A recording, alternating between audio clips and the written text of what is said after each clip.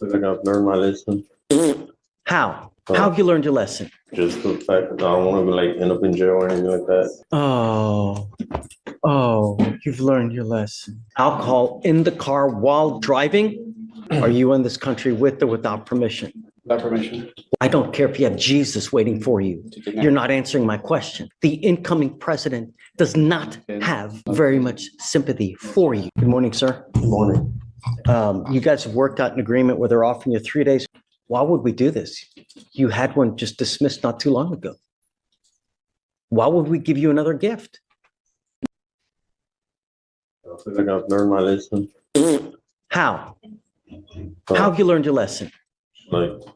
Just the fact that I don't want to end up in jail or anything like that.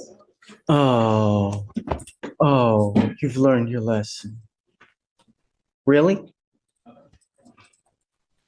The thing is that when we are too nice to people, they end up wrapping their car around a pole the following week. You just had one dismissed. Was it due to a PTI? Yes, it was, Judge. You didn't learn a damn thing because now you're back with another DWI. And you want me to take this time served so you can go around again? How have you learned any possible thing, Mr. Lara? Tell me.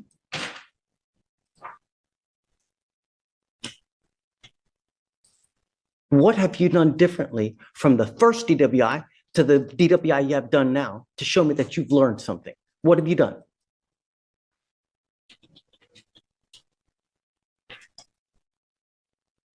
I want you to understand one thing, sir, is that you now are building yourself a house with the priors that you have. At some point, that house is going to crack, cave, and your ass is going to fall through. From now on, you will now be looking at a minimum of 30 days in jail. The proverbial slap on the wrist is gone because now, as a matter of fact, with your priors, you're looking at a minimum of 90 days in jail for anything that you pick up from now on. You will also now be required to pay the fines, fees, and surcharges with this case. And I'm going to tell you, if you don't, every $100 that you owe, you will sit in jail for 1 day. You now will have around $4,000 in surcharges that you will be responsible for. And if you don't, there's going to be a heavy, heavy toll to pay.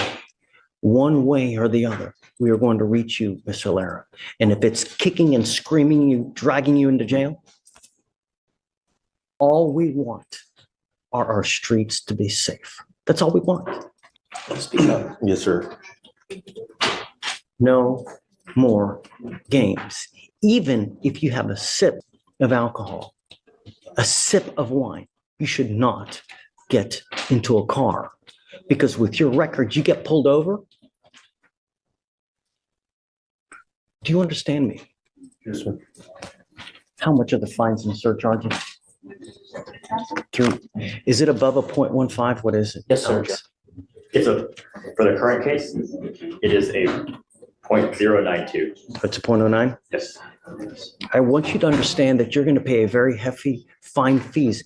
If it's above a 0.15, it's $4,500 in surcharges, not to mention the court cost. Now it's below a 0.15, so you're paying $3,000 on the surcharge. I'm going to require you to pay also the court costs as well. When you pick up a second DWI, it's a $6,000 surcharge, not to mention all the court costs. So get ready. Not only is it a minimum of 90 days next time, but you're looking at around court costs and fines and fees and around $7,000.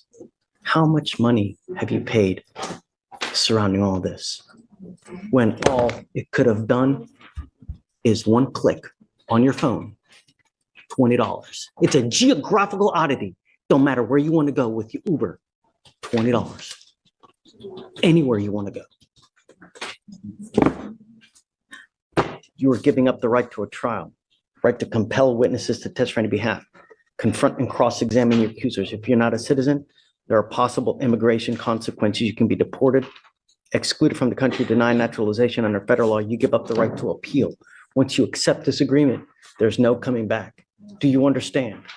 It will go on your record. It's going to be there for the rest of your life. It's even there after you die. And I'm telling you, Mr. Lara, You get pulled over and even have the faintest, funkiest smell of anything, you're going to be right back with us. And I'm going to tell you, I have jurisdiction over you for the next 5 years. Do you understand? You come back, it's not going to go well. Yes, sir. Get a clue. Hit a button.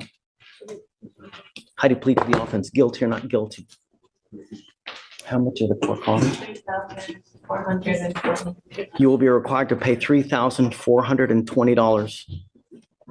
I will give you time to pay it because we're not here to break your bank. But I want you to understand that we mean business. And the way that we do it is this way.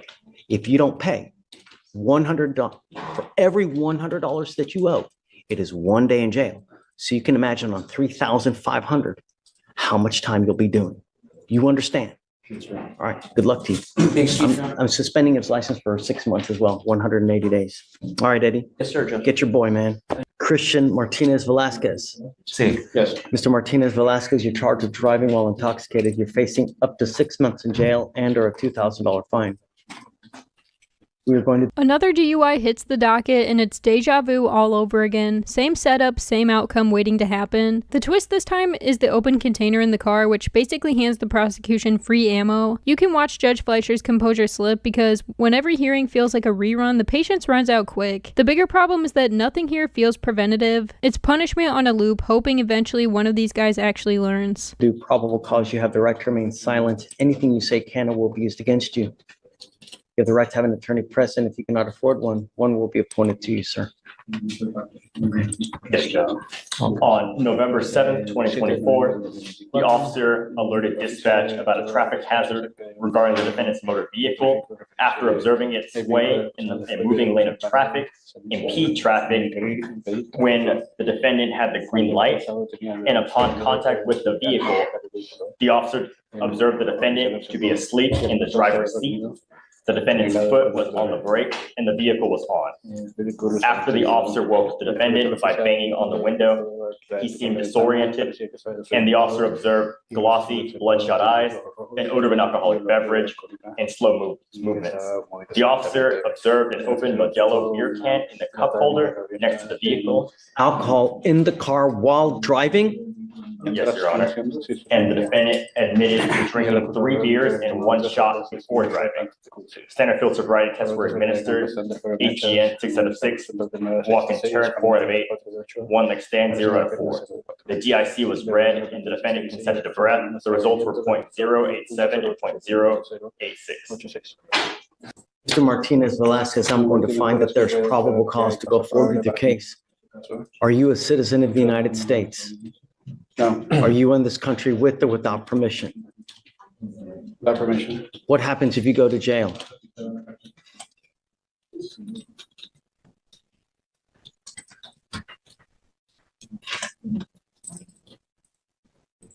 Ya, sé que tuve un error y I don't know. What happens if you go to jail? Si usted va a la cárcel.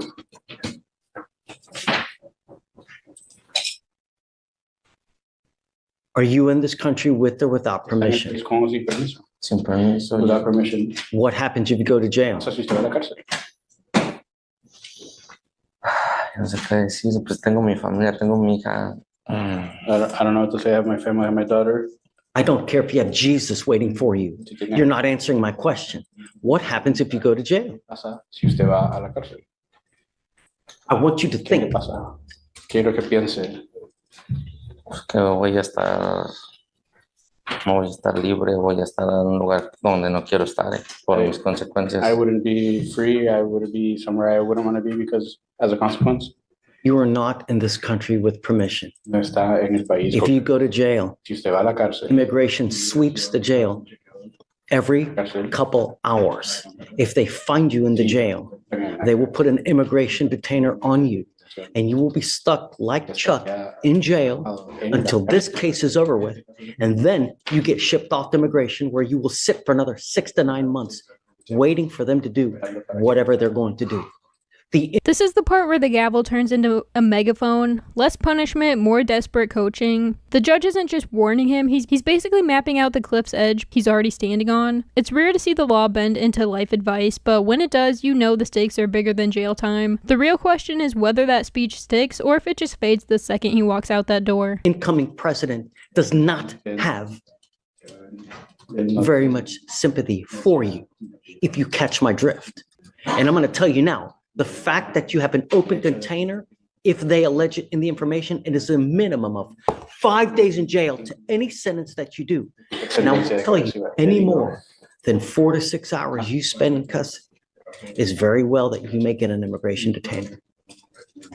I am putting conditions on your bond now, and if you violate these conditions, I will, in a moment's notice, put you in jail, and I will not give you another PR bond.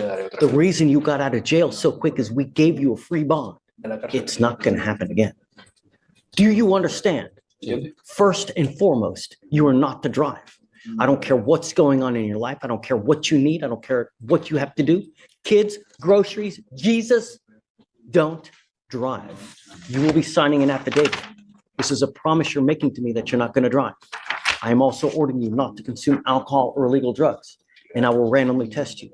If I find that you're consuming alcohol or illegal drugs, likewise, you will go to jail. You will not get any more PR bonds. Do you understand?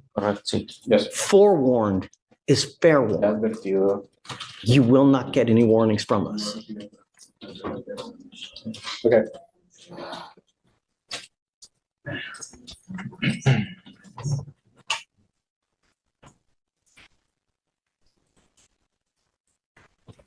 We are going to reset your case to give you time to hire a lawyer.